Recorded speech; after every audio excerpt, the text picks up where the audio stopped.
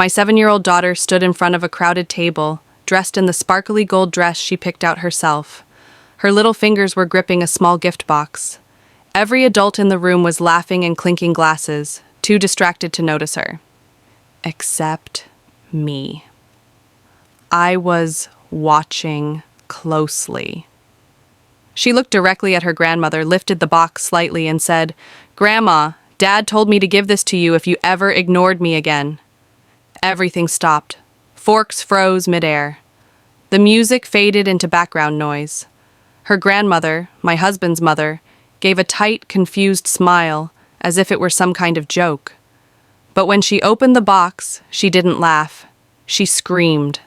A sharp, guttural sound tore through the room, louder than the Christmas carols, louder than the gasps, louder than the silence that followed.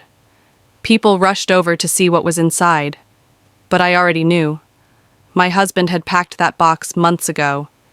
He told me it was for the day his mother went too far. That day was today. Let me tell you how we got here, how my daughter became invisible in a room full of gifts, and how that small box shattered every fake smile that had held this family together for years. When I married Travis, I thought I was marrying into a big, loving family. They were loud, close-knit, always organizing cookouts, game nights, and holiday parties. His mother, Lorraine, was the center of it all. She had a voice that could quiet a room and an opinion about everything. I thought that was just how strong women ran families. I respected her. I really wanted her to like me. At first, she acted like she did. She smiled during dinners, complimented my cooking, hugged me goodbye. But it didn't take long before I noticed the shift. She'd forget to include me in family group texts. She'd comment on how different I was from the women in their family, how I didn't grow up with the same values. It was always subtle, just enough to make me question whether it was in my head. Then Zia came along. Zia is my daughter from my first marriage. She was 2 when Travis came into our lives. He didn't hesitate. He stepped in with patience, love, and every bit of the care a father should give. When we got married, he adopted her legally. We never used the word step in our house. She was his daughter in every way that mattered, and he was her dad. But Lorraine never accepted that. At first, she pretended, sending Zia a birthday card, bringing her a little something on holidays. But the difference was always there. Zia didn't get invited to cousin sleepovers. She wasn't included in the matching Christmas pajamas. She'd sit quietly during family events while the other grandkids were doted on. And Lorraine would. The other grandkids were doted on. Lorraine would call Maddie her little princess, buy Jonah his favorite sports gear, and then hand Zia a plastic toy, or a book she clearly never looked at. Zia noticed. Kids always do. I tried to explain it away. I told her Grandma was just forgetful, that she loved her in her own way. But every year, it got harder to justify. At Thanksgiving, Lorraine gave each grandchild a personalized plate, names painted in gold, hand-picked designs. Zia's seat was set with one of the extras from the back of the cabinet. That night, Zia whispered to me, "Maybe she thinks I'm just visiting." I didn't know what to say. Travis heard it too. He didn't speak up, but I saw his jaw clench. That was the first time I thought maybe he was starting to see it too. Still, we kept showing up. I told myself it was for the bigger picture, for family unity, for tradition, for Zia, to grow up with cousins and holiday memories. I told myself love didn't need to be proven with gifts or matching pajamas. But deep down, I was lying. I stayed quiet because I didn't want to be seen as the problem. I didn't want to make Travis choose between his mother and me. And every time I swallowed my hurt, I convinced myself I was doing the right thing for Zia. That being the bigger person would teach her something important. But I didn't realize it was teaching her something else. That being treated as less was something we had to accept. Travis and I argued about it more than once. I'd bring it up in quiet, exhausted voices after Zia had gone to bed. He'd say he noticed, but he didn't know how to handle it. He didn't want to hurt his mom. I asked him, "What about Zia?" He'd go silent, then nod. Promise to talk to her. By the time that particular Christmas rolled around, I was emotionally worn thin. I had packed matching outfits for the kids. I brought extra cookies to share. I wrapped thoughtful gifts for everyone in the family. I told myself, this year might be different. But something in me had changed too. I wasn't hoping for approval anymore. I was watching, waiting, preparing for the moment when being quiet would no longer be the kind thing to do. And that moment came faster than I expected. It was the way Lorraine smiled as she handed Maddie a brand new iPad. The way she kissed Jonah's cheek before handing him a thick envelope of cash. Then she turned to Zia, handed her a lavender candle and said, "Didn't want you to feel completely left out." That was the moment. I looked at Travis. He didn't speak. He didn't blink. But something in his face shifted. And that's when I knew he hadn't forgotten what he told Zia months ago. He hadn't forgotten the box. He hadn't forgotten the box, neither had she. Lorraine's house was always perfect during the holidays. A huge artificial tree stretched to the ceiling, trimmed with gold ornaments and twinkling lights. Every branch looked like it came out of a catalog. The fireplace crackled warmly. The table was set with fine china. There were so many wrapped gifts under the tree, you could barely see the base. It should have felt magical. But as soon as we walked in, my stomach tightened. Zia walked in ahead of me, her curls bouncing with every step. She wore the gold dress she picked out herself. In her hands, she clutched a small wrapped gift, the one she made for Lorraine in art class. It was a painted wooden trinket box with glued-on rhinestones and the word Grandma written across the lid in crooked glitter letters. She was so proud of it. Lorraine barely looked at her when we said hello. She hugged Maddie and Jonah right away, laughing loudly, telling them how big they were getting. She handed Maddie a velvet pouch and winked. "Don't open it yet," she said, smiling. Then she turned to Zia. "Hi, sweetie. You look festive." She glanced down at the gift in Zia's hands, took it without really looking, and set it on a side table, like it was a napkin someone handed her by mistake.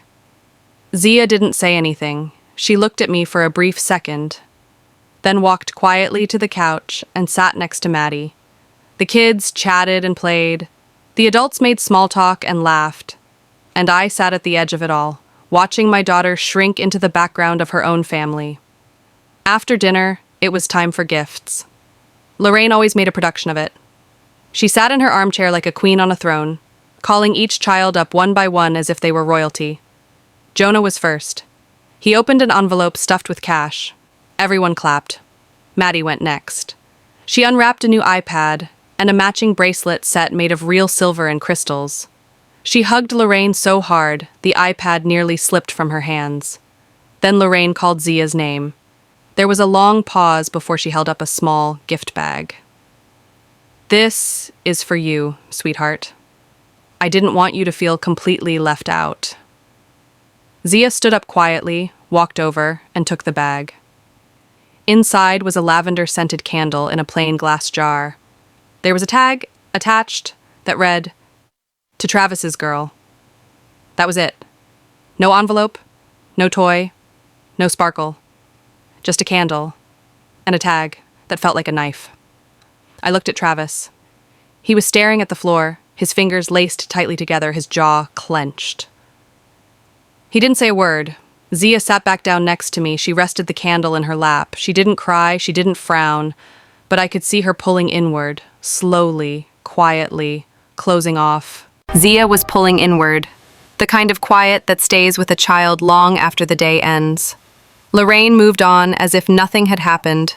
She handed out more gifts. Everyone laughed. Dessert was served. Champagne was poured. But I wasn't really hearing any of it. I couldn't take my eyes off Za. She stayed polite. She thanked Lorraine in a soft voice. She smiled faintly when Maddie showed her the bracelet. She was doing everything right, everything that was expected. Later, in the kitchen, I cornered Travis. "You need to say something," I whispered, annoyed. "She called your daughter Travis's girl like she's just a guest here." He didn't answer right away. Then he said, quietly, "I told Za to give her the box if this ever happened again. I told her she could decide when it was time." I stared at him. "You're serious?" He nodded. She remembers. On the drive home, Zia sat quietly in the back seat, holding her candle. Her voice was small when she asked, "Is Grandma mad at me?" I turned around to reach for her hand, but Travis spoke first, gently. "No, sweetheart," he said gently. "Grandma just forgot something important." He paused, then added, short pause, "But I think she's about to remember." Zia looked down at the box in her lap, the one Travis had given her months ago, wrapped in simple red paper. She nodded once. Determined, "Then I want to give it to her tomorrow."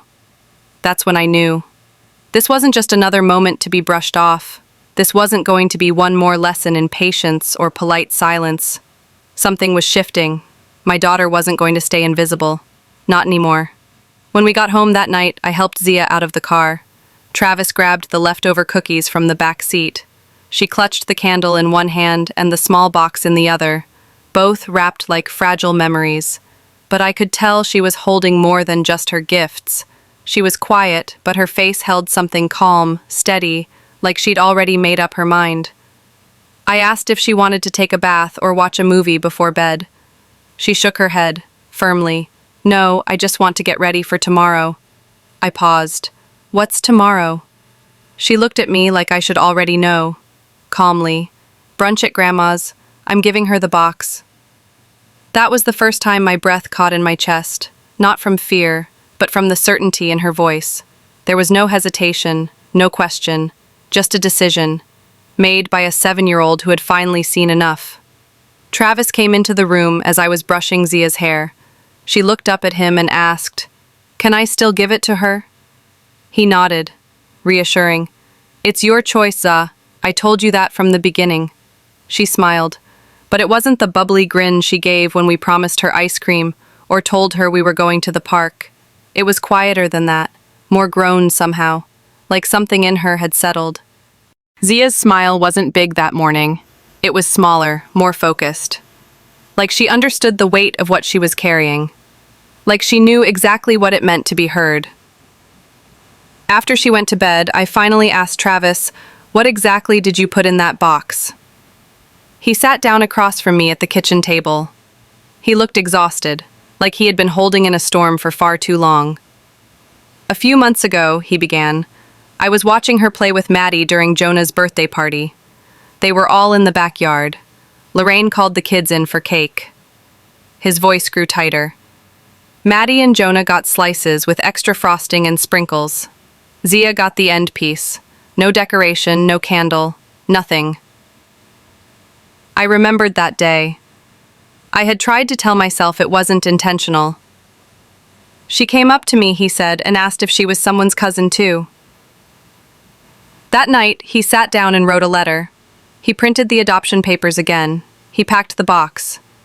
I told Za she could give it to my mom if she ever made her feel like she didn't belong again. My throat tightened. "And you never told me?" "I didn't want to make it a fight," he said quietly. "I didn't want to drag you into another argument about my family. But I needed Za to know I saw it.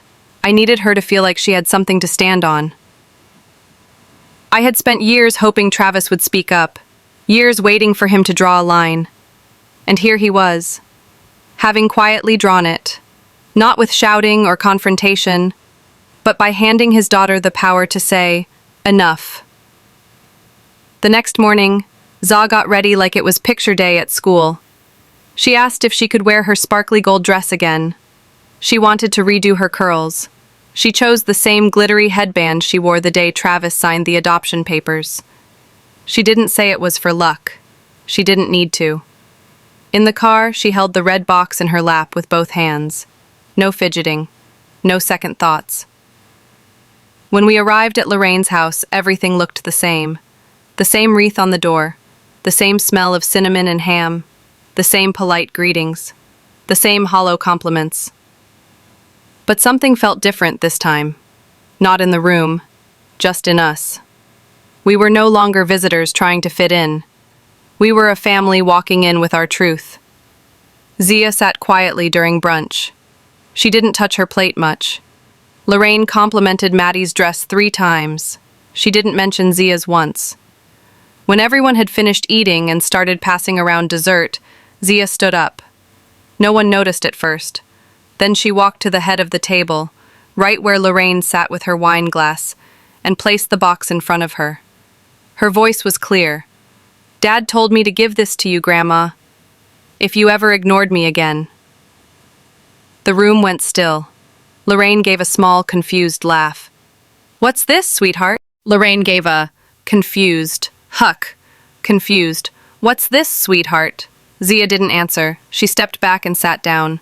Travis reached for my hand under the table and held it tight. The box was still closed. But not for long. Lorraine picked it up like it was some sort of prank. She turned it over in her hands, raised an eyebrow, let out a nervous laugh that didn't match the silence spreading across the room. Travis's sister looked confused. Maddie stared. Jonah kept eating a cookie, unaware of the moment collapsing around him. Lorraine peeled the red wrapping paper slowly, like she was performing for the room. But her smile faded the moment she lifted the lid. On top sat a white-framed photo, a picture of Travis in a hospital chair, holding Zia the day she turned 2. Cake smeared on her cheeks, her tiny arms wrapped tight around his neck. It had been taken during her adoption celebration. At the bottom, in delicate gold lettering, "Day 1, Dad." Beneath the photo was a sealed envelope. Lorraine's face shifted. Her mouth pulled tight as she reached inside with trembling fingers. She opened the envelope. The first paper she pulled out was a certified copy of Zia's adoption documents, signed by a judge, Travis's name clearly printed under father, the court's seal stamped at the bottom. She blinked, hard. Like if she looked again, the paper would say something different. It didn't. Next, she opened a folded letter. Travis's handwriting. He didn't flinch as she read, but I felt his grip tighten under the table. Lorraine's lips moved silently. Her face fell with every line. "Mom, if you're reading this, it means you've hurt my daughter again. Not just mine by love, but mine by law, by promise, and by choice. I have spent years watching you treat Zia like an outsider. I hoped it would change. I hoped you would open your heart the way I did. But if she ever had to hand you this box, it means she saw what I saw, that you don't consider her real. Zia is my child. She is your granddaughter, and if you cannot love her equally, then you do not love me. I will not allow her to grow up thinking she has to earn a place in this family. She already belongs. She always has. If you cannot accept that, you will no longer be welcome in our home or in our lives. Travis." When she finished reading, Lorraine dropped the letter onto the table like it burned her. Her face was pale. She looked around, searching for someone to save her. No one spoke. Then, like something inside her cracked. Screaming, she screamed. Not a sob, not a gasp, a scream, sharp, raw, like a curtain had been ripped away from something she'd kept buried. Like a curtain had been ripped away from something she'd spent years keeping hidden. It echoed off the walls. Not grief, not confusion, but rage. Zia flinched.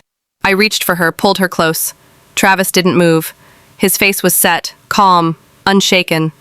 Lorraine stood abruptly, the letter crumpling in her fist. "This is cruel," her voice shook. "You let her embarrass me in front of everyone, on purpose." She wasn't talking to Zia. She was staring straight at Travis. He rose slowly. "No," he said. "You embarrassed yourself." She opened her mouth to argue, but he held up a hand, calm but firm. "You knew. Maybe not all the details, but you knew what you were doing." He looked around the table. "And we're done pretending it didn't happen." Maddie pushed her chair back, awkward. Travis's sister lowered her gaze. Jonah still didn't understand, chewing noisily on a sugar cookie. Lorraine sat back down hard as if the air had left her body. Her eyes flicked to the letter, to Zia, to me. "She's just a child," she muttered. "She doesn't understand." "She understands more than you ever gave her credit for," I interrupted. "She's been understanding for years. That's the problem." Lorraine said nothing. For a long moment no one did. Then Zia stood. Her voice was quiet but certain. "I don't want you to forget me anymore." That was all she said. Then she turned and walked to the hallway, her head high, her small hands still steady. It reminded me that children don't need grand gestures to feel loved. They need to be seen, to be chosen, to be remembered when it matters most. Zia wore the bracelet every day after that. She never took it off, not for showers, not for school, not even for bed. She didn't flaunt it, she didn't show it to anyone.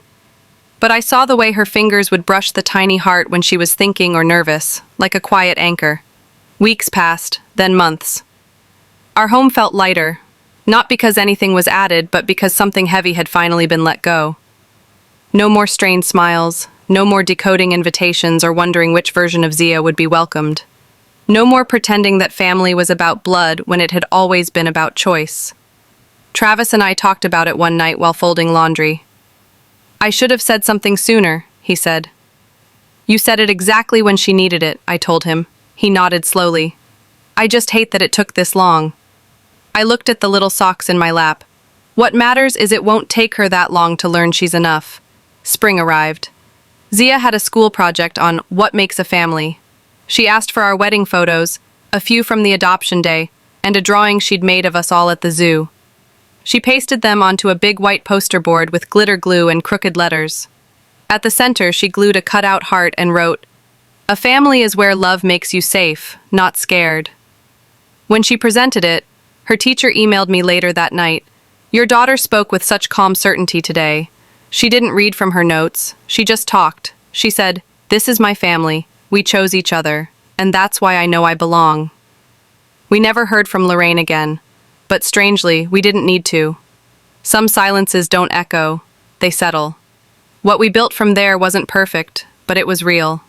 We didn't need everyone's approval anymore, just each other's. And Zia? She walked taller now.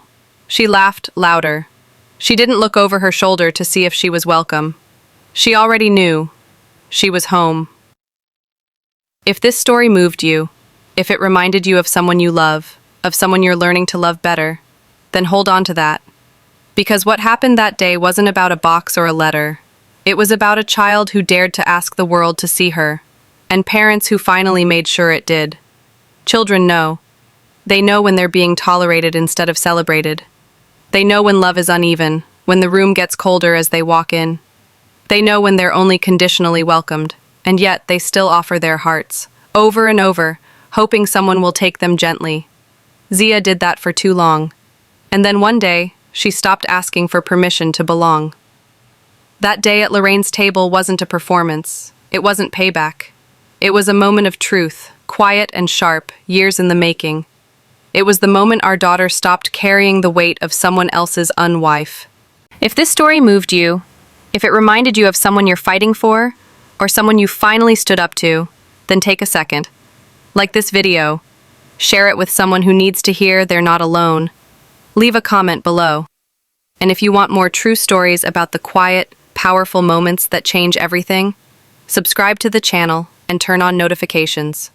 There's more to come. Because sometimes the smallest voices carry the loudest truth.